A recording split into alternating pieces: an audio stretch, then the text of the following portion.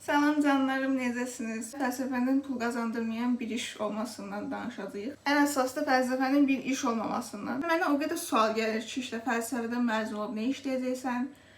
Mən fəlsəfə oxusam işsiz qalarmıyam? Və yaxud da ki, fəlsəfə oxumaq istəyirəm, amma tərəddüdlərim var. Fəlsəfə ixtisas elədi ki, fəlsəfədən məzun olub deyə bilmirsən ki, falan işdə işləyəcəksən. Elə bir yer yoxdur. İşə götürməyəcəkləri bir yer də yoxdur. Anlata bildim. Yəni iş yerləri var, amma imkan yoxdur. Elə bir şey də yoxdur. Yəni yoxdur. Bir dənə şansım var, o da universitet müəllimi olmaq. Gələk çox səbirli bir insan olasınız. Dəhşət səbirli bir insan olasınız. Mən hətta fəlsəfə müəllimlərimə çox təəccüblənirəm. Fəlsəfə müəllimləri yəni filozof insanlar deyirlər. Sadəcə indi universitet müəllimi olublar da boş yerə durmayıblar da orada. Bir şey oxuyub gəliblər də ən azından. Mən yenə də onlara təəccüblənirəm ki, bu müəllimlər bu şagirdlərə nə tər səbr eləyirlər. Çünki fəlsəfə oxuyan tələbələrin çoxsunun fəlsəfədən xəbəri yoxdur. Baxın. Mahazirəni oxumuş ola bilərlər, danışa bilərlər. Amma ki, fəlsəfə elədir ki, başqa işlərdə buna baxmırlar. Məsələn, sən deyəm ki, hüquqşünas olacaqsan, sən yaxşı insan olub olmamağın o qədər də önəmli deyil. Sən nə ararsan elə, axıra sənə deyilənlər elə, işini yaxşı elə, pulunu al, ged evinə.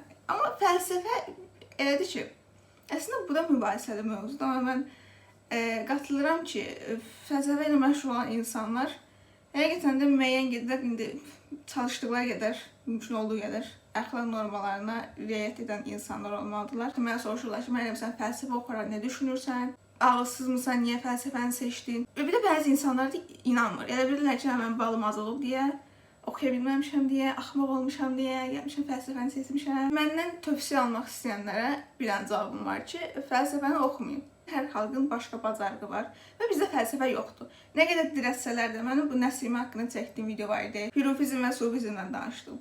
Məsələn, insanlar çox dirətirlər ki, sufizmi fəlsəfə olaraq qəbul eləsinlər. Nəsimiyə filozof desinlər. Belə min dənə adam var. Axundova da filozof deyənlər var da. Amma ki, yoxdur. Məsələn, bizdə şair var, yazıçı var, yaxşı xalçalar var, yeməklər var, fəlsəfə yoxdur. Fəlsəfəni Azərbaycanda başladacaq qədər ağıllı insan da yoxdur. IQ ortalamamız da çox aşağıdır. Nə qədər doğrudur bilmirəm, amma çox yerdə belə yazılır. Şempanzələrin IQ ortalaması 80-90 arasıdır. Bizim IQ ortalamamız 80-90 arasıdır.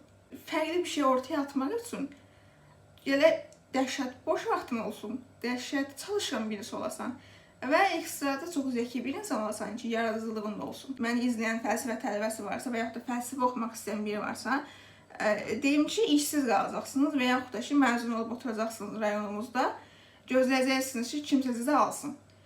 Toy, nişan, o, bu dediyinizə görəcəksiniz ki, uşaqlar olub, yaşlanmışsınız, klassik həyat. O da deyim ki, yəni insanlar burada çox xarakter ilə də bağlıdır. Çünki bizim müəllimimiz aşırı pesimist yanaşmış ola bilər. Deyil əslində, realist yanaşdı. Neysə, biz heyecanlıyam. Evdə oturacaq insansınızsa, rayonunuzda oturub evlənməyə gözləyəcək insansınızsa, bunun pis olduğunu demirəm ha. Əksinə, məncə yaxşı bir şeydir hətta. Gözləyəcək insansınızsa, sizin ixtisasınızdan fərqi. Ona qalsa nə bilim, indi ən çətin ixtisas nə hesab olunur? Hüquqdur, bir də tibbdir də ən çətin ixtisaslar. Güya ki, tibbi bitirən hər kəs məşhur həkim olur. Mən anam həkimdir. Mən anamın işlədiyi xəstəxanaya gedəndə dəhşətə düşürəm. Deyirəm ki, bunlar mıdır? Yəni, İnana bilmirəm ki, burada işləyən həkimlər bir ara tibb tələbəsi olub. Həqiqətən də tələbə olublar, ailələr onlar üçün fəxr eləyib. Həkimlər elə davranırlar, elə danışırlar ki, indi anam deyəcək, indi pisdirsən, olan deyirəm də. Həqiqətən də belə deyirəm ki, yəni, bunlar bir ara həqiqətən də fəxr edilən insanlar idilər. Hər şey ixtisaslı deyil. Sizin xarakterinizlə də asılıdır. Xarakteri ilə önə çıxacaq insanların sayı Azərbaycanda çox azdır. Kimi danışdırsan, bilirsiniz ki, deyir ki, karyera, nə uşağı dəlisən, işte, karyera, xaric. 18-19 yaşlı qızlardan bu sözlər çox eşidirik, amma əməl görmürük. Ancaq danışırlar ki, karyera, feminizm, kişilər pisdir, qadınlar tez olgunlaşır, əzbər-əzbərə sözlər. Otururlar sonra hər hansı bir oğlanın saçından, başından danışırlar, hansı bir qızın geyindiyi paltardan danışırlar. O oldu, bu oldu, filan kəs mənə bunu dedi, filan kəs mənə bunu dedi. Görürsən ki, məsələn, rayona gedəndə, hər birimiz rayona gedib, qohumlarımızla otururuq axı. Oturanda o 50-60 yaşlı nənələrimiz, bibilərimiz, xalalarımız nə danışırsa, 18-19 yaşlı qızlar da yenisini danışır. Mən rus romanlarıyla böyümüşəm. 12 yaşımda Cinayət və Cəza oxudum və həyatım dəyişdi. Dəyişdi deyəndə ki, Cinayət və Cəza oxuduqdan sonra özümü daha yaxşı ifadə etməyə başladım. Rus romanlarını çox sevirəm. Rus romanlarına çıxmış kimi davranan insanları da çox sevirəm. Məsələn, İçəri şəhərdəki əyyaş kişiləri çox sevirəm. Məsələn, həyatı alt-üst olmuş, pul qazana bilməyən, yəni bərbad həyatlı insanlar. Mən məsələn burada Gənclikdə oturmuşam, dizi geyinmişəm belə. Amma o insanlar mənim üçün ən mükəmməl insanlar. Çünki mən Rus romanı vibe verən hər şeyi çox sevirəm. Köhnə binaları çox sevirəm. Bu Sovetdən qalmış binalar falan. Dostoyevskiyi hatırladır hamısı. Ona görə də mənim üçün hamısının ayrı bir yeri var. Və bizim təzə gələn müəllimimiz elə bil ki, Dostoyevski kitablarındakı əsas obrazlardan biridir də. Hər cümləsində demək istəyirəm ki, müəllim eyni mən. Suallarına məntiqi cavab verə bilmirəm. Dərslərdə bir sıxılıram istər-istəməz. Yəni, nə qədər dərsdə özün tək başına ayaq üstə qala bilərsən ki. 18 yaşım vardı, məndən 40 yaşlı insan müdrikliyi gözlənilməz də. Maksimum 25-28 yaşlı insan kimi davranə bilərəm də, ağılım oraya qədər çatır. Yəni, IQ-um 140 falan olsaydı, ola bilərdi ki, çox belə yaşlı bir insan kimi davranır. Məndə bu qədər olur. Müəllim danışdı ki, məzun olun, gedin ixtisasınızı dəyişin, narsis eləyin, dövlət qulluğuna girin, fərqi yoxdur. Axırı sizə pul qazandıracaq, iş tapın. Düz deyir. Fəlsəfə ilə bağlı videolar çəkirəm. Normal olaraq fəlsəfəyə maraq olan insanlar izləyir. Ona görə də sizə maraqlı gəlir ki, fəlsəfə seçmək olarmı? Mən niyə seçmişəm? Baxın, mənim üçün imkanım var idi. Mən bilirdim ki, mən işsiz, gücsüz, belə səfil bir insan da olsam, mənə baxan bir ailəm olacaq. O, mənə arxayın. Deyə bilərsin ki, nə olsun ki, hər an bitə bilər, hər şey ola bilər. Baxın, ehtimallar ona qalsa hər an 1000 dənə şey ola bilər. Nara indi? Oturaq, hiss eləməyək. Məsələn, bu arxayınlığa görə mən universitetə hazırlaşmamışdım. Hazırlıqlara getmirdim. Hamı fikirləşir ki, mən bitdim də, mən universitetə qəbul ola bilməyəcəm.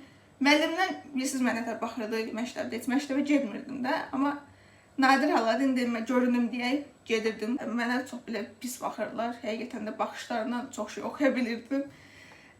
Şagirdlər heç gəlməyəcəm, əzbərə bilirsiniz, onsuz da illərdə danışıram. Heç kim mən saymırdı, heç kim mənə inanmırdı ki, mən universitetə girəcəm. Amma yəni, o qədər çətin deyildi, yəni az baldı onsuz da, yəni girə bilirsən. Bir dənə söz var, bizdə universitetə girmək çətindir. Oxumaq asandır. Xaricdə amma giyinmək asandır, oxumaq çox çətindir.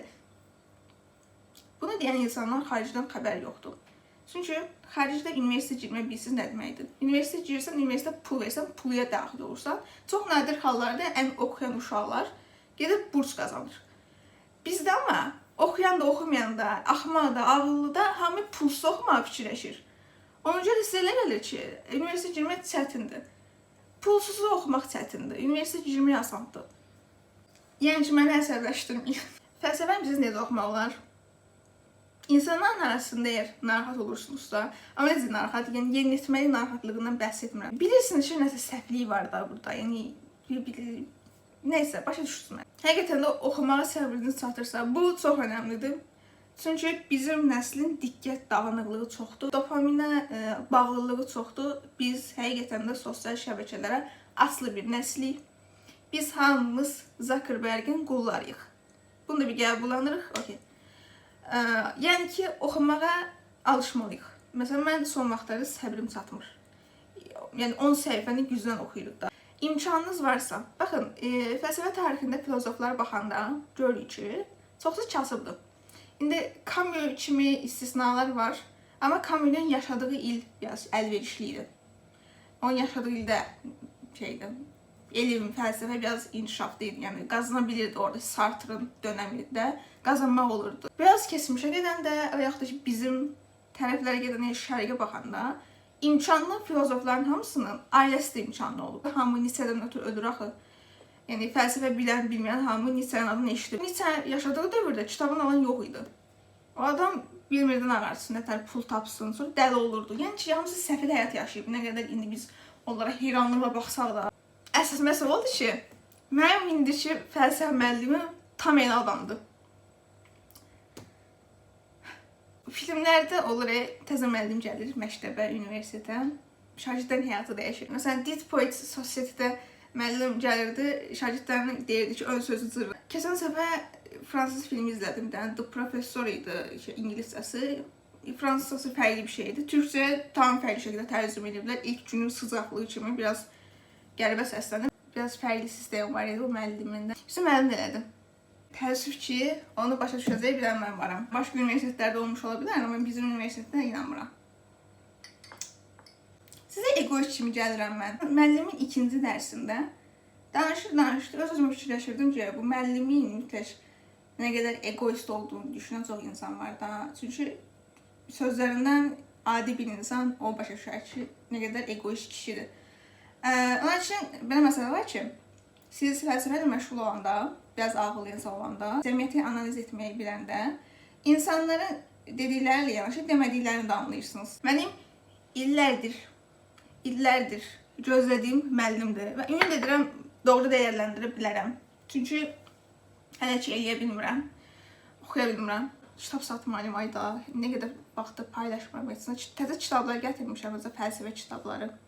Diqqətinizi çəkirsə, baxın, mən də pul qazanım. Mənim də işim budur. Hə, onu deyəcəydim. Like atın, abunə olun ki, Məryəm də az qalmasın. Ümid edirəm pul qazanmasam, ailəm mənə baxmağa razı olar.